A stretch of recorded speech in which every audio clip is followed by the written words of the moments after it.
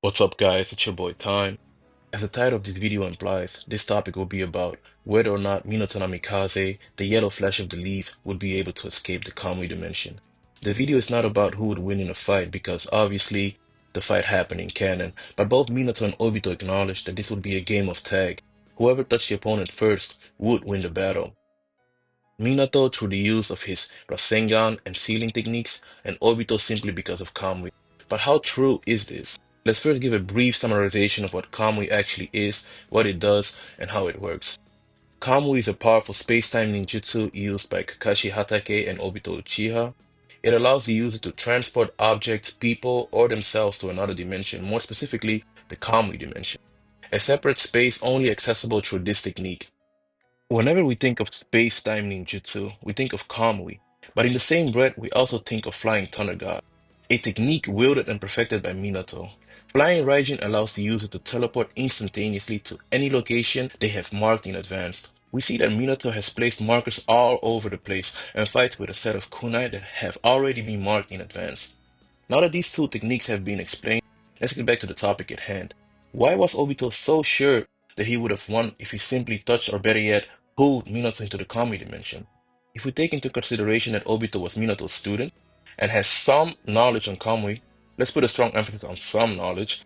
I'm saying some knowledge, even though Obito has seen the technique performed by Minato before and has even had an explanation about it. Why do I say this? It was made clear in the war arc that Minato still kept some secrets about the technique. When Edo Minato struck Obito down before he could revive Edo Madara, or become the Tento Shinshuriki, he told him that the flying Raijin mark never disappears, and that he never taught Obito this fact. The reason I'm bringing this up is to cast doubt on Obito's knowledge on the technique. On the other hand, Minato also seemed to imply that he would be cooked if he got pulled into the Kamui dimension. However, we can simply say that Minato has no knowledge on Kamui at all. He doesn't know where this technique will bring him, or what is waiting for him on the other side. And also, he has no guarantee that he would be able to teleport back. So basically, better safe than sorry? Well, I think not. First of all, I'd like to give Kishimoto some credit and not just say that he was writing down pointless fake tension and unalive my gold Minato for no reason, when he could simply just go in and out of Kamui to deal with Masked Man. But that's just plot, right? So, not really a strong argument. Our second argument is that Minato is shown to be an incredible smart individual, as he holds the highest written tuning exam score in the history of Konoha. He has also been shown to have good judgment skills and is willing to exploit jutsu if he believes himself to be completely safe. I say this because when he was reanimated, he was jumping into harm's way to get a read on Jubito and create openings. There was even an instance where Jubito completely damaged his arm, but he had full trust that the reanimation would restore his body. Let that sink in for a bit. Minato is a genius. Minato is tactical. Minato does not worry about random possibilities. He wasn't speculating on the fact that maybe in some possible way Jubito would have a technique that nullifies even the Edo Tensei. So why would he randomly think, yeah, flying Raijin might just not work, unless he has prior knowledge of there being things that actually nullify, block, or even inhibit him from using the Flying Thunder God. Something like a sealed dimension. The databooks explain that Kamui is a sealed dimension. I know that databooks can be exaggerated, so I'll provide a few instances from the manga itself to strengthen this point. The Five Kage Summit. When Sasuke was on his quest to unalive Danzo, he had severe tunnel vision and couldn't even distinguish friend from foe. We fast forward to the part where Obito Kamui's both Karin and Sasuke to his dimension.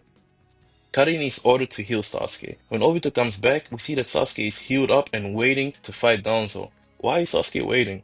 Sasuke couldn't even wait a second to go and save Jugo and Suigetsu, his supposed teammates, because he needed to get to Danzo so bad. Now he's just chilling in Kamui, and the second Obito pulls up, he's literally begging him to let him out. Some of you might be confused now thinking, but, time, Sasuke doesn't have Flying Raijin, bro. Sasuke has reverse summoning jutsu that's literally a space-time ninjutsu. One he was willing to use not once, but twice. The first time was when he fought Deidara and had to escape his final explosion, the C-Zero. The second time was when Jubito trapped the entire Ninja Alliance and was about to set off a couple of tailed beast bombs to roast them all. Sasuke was going to reverse summon jutsu out of there. The reason he didn't do this inside of Kamui, but instead had to resort to asking Obito to let them out, is because Kamui is a sealed dimension. He simply couldn't. It's not because he didn't have chakra to do it either. We saw that he was able to have an entire battle with Deidara to the point of exhaustion, summoning Manda and put him under Genjutsu and still teleport away. Meanwhile, in this scenario, he literally got healed by cutting to the point that he's ready to go and have his vendetta with Danzo. So yeah, it appears that he simply couldn't. I can still hear the naysayers. Yeah, but that's just reverse summoning. That's not flying Raijin. That's not the same. All right, bet. Let's approach this argument the flying Raijin route. Remember Jubito wanting to nuke the entire Shinobi Alliance? And remember when I said Sasuke was going to teleport out of there using reverse summoning? Yeah, he didn't. The reason he didn't was because Naruto was cooking up an even better plan. He wanted to teleport the entire Shinobi Alliance out. He did this through the help of Minato Namikaze and his flying Raijin. Everyone that received chakra from Naruto got teleported. Everyone except one. Yep, you guessed it. It's Kakashi. Kakashi Hasake was still stuck in Kamui. He didn't move an inch. So yeah, combine the points I just stated. 1. Kishimoto deserves some credit. 2. Minato possibly theorized that Kami was a sealed dimension, which isn't far-fetched from Minato, seeing as he immediately understood and deduced how to beat and counter Kamui. These 2 points together give credence to the idea that Minato cannot escape from within Kamui.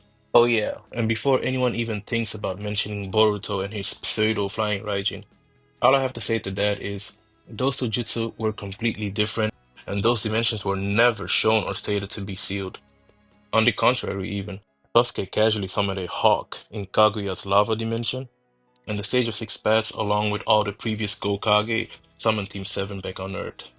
So yeah, guys, this was the video. Let me know what your thoughts are. Do you think Minato can actually escape the Kamui dimension? If so, explain why. Make sure to leave a like, comment, and subscribe. I'm planning on making more videos like this. If you have any suggestions, just leave a comment below. Time out.